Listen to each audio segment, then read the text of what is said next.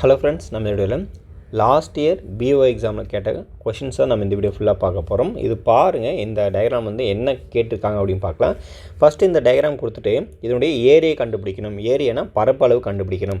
இந்த டயக்ராம் வந்து எந்த மாதிரி வந்து ஸ்ட்ரக்சராக இருக்குது அப்படின்னு பார்த்தீங்கன்னா, முதல்ல அந்த உள் சைடில் வந்து பார்த்தீங்கன்னா ஒரு சதுரமாக ஃபார்ம் பண்ணியிருக்காங்க. அந்த சதுரத்தை சுற்றும் பார்த்தீங்கன்னா 4 சைட்லேயும் 4 ரைட் ஆங்கிள் ட்ரையாங்கிள் 4 செங்கோண முக்கோணம் இருக்கிற மாதிரி வந்து பார்த்தீங்கன்னா டயக்ராம் வந்து கன்சிடர் பண்ணிக்கிறாங்க. இப்போது இந்த சதுரத்தினுடைய ஃபஸ்ட்டு பரப்பளவு கண்டுபிடிக்கிற ஃபார்முலாஸ் பார்த்தீங்கன்னா ஏ ஸ்கொயர், சரிங்களா? ஏ ஸ்கொயர். அப்போ ஏன்றது பார்த்தீங்கன்னா இங்கே 3 சென்டிமீட்டர். அப்போ 3 ஸ்கொயர் பண்ணால் அப்போ 9 சென்டிமீட்டர் ஸ்கொயர்ன்றது நம்மளுக்கு என்ன கிடைக்கும்? ஏரியா, சரிங்களா? அதனுடைய ஏரியா, அந்த சதுரத்தினுடைய ஏரியா கிடைக்கும். அதுக்கப்புறம் பார்த்தீங்கன்னா அந்த சதுரத்தை பார்த்தீங்கன்னா 4 செங்கோண முக்கோணம் வந்து ஃபார்ம் பண்ணியிருக்காங்க. அப்போ செங்கோண முக்கோணத்துக்கான ஃபார்முலாஸ் வந்து பார்த்தீங்கன்னா base into height divide by 2. இதுதான் ஃபார்முலாஸு. இப்போது இந்த 4 செங்கோண முக்கோணம் இருக்கிறதுனால நம்ம என்ன பண்ணுறது, 4ஆல் மல்டிப்ளை பண்ணிக்கலாம், சரிங்களா? 4 இருக்கிறது 4ஆல் மல்டிப்ளை பண்ணிக்கலாம். அப்போ இந்த இடத்துல பேஸ், சரிங்களா? அடிப்பக்கம் வந்து என்னவாக இருக்குது? இந்த எல்லா செங்கோண முக்கோணத்தில் பார்க்கும்போது அடிப்பக்கம் வந்து பார்த்தீங்கன்னா 3 சென்டிமீட்டர் இருக்கிற மாதிரி தான் அந்த செங்கோண முக்கோணம் இருக்குது.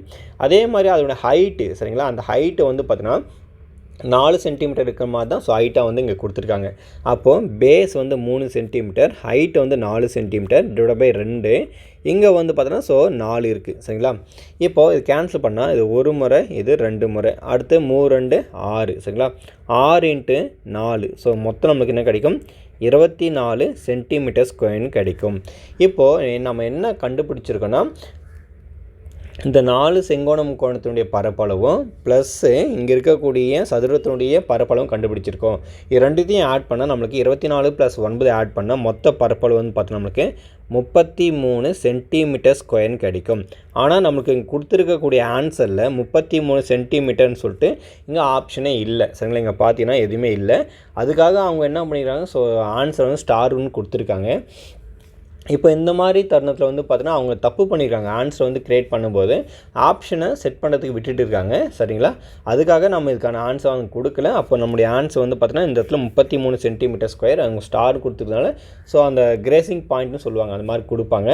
இப்போது இதே மாதிரி பார்த்தா நிறைய கொஷின்ஸ் வந்து உங்களுக்கு வேணும் அப்படின்னா 8th ஸ்டாண்டர்டில் இதே மாதிரி சாப்டர் வந்து ஒன்று இருக்கும். அதில் வந்து நிறைய கொஷின்ஸ் வந்து இருக்குது. அதை போய்ட்டு நிறைய விசிட் பண்ணி சால்வ் பண்ண ட்ரை பண்ணி பாருங்கள். அது மட்டும் இல்லாமல் நம்ம பிஓ எக்ஸாமுக்கு வந்து பார்த்தீங்கன்னா டெஸ்ட் பேட்ச் வந்து ஸ்டார்ட் பண்ண போகிறோம். இன்ட்ரெஸ்ட்டாக இருக்கக்கூடிய கேண்டிடேட் வந்து பார்த்தீங்கன்னா 8489563631 இந்த வாட்ஸ்அப் நம்பருக்கு வந்து சீக்கிரமாக கான்டாக்ட் பண்ணி நீங்கள் ஜாயின் பண்ண ட்ரை பண்ணுங்கள். மீண்டும் அடுத்த வீடியோவில் சந்திப்போம். நன்றி.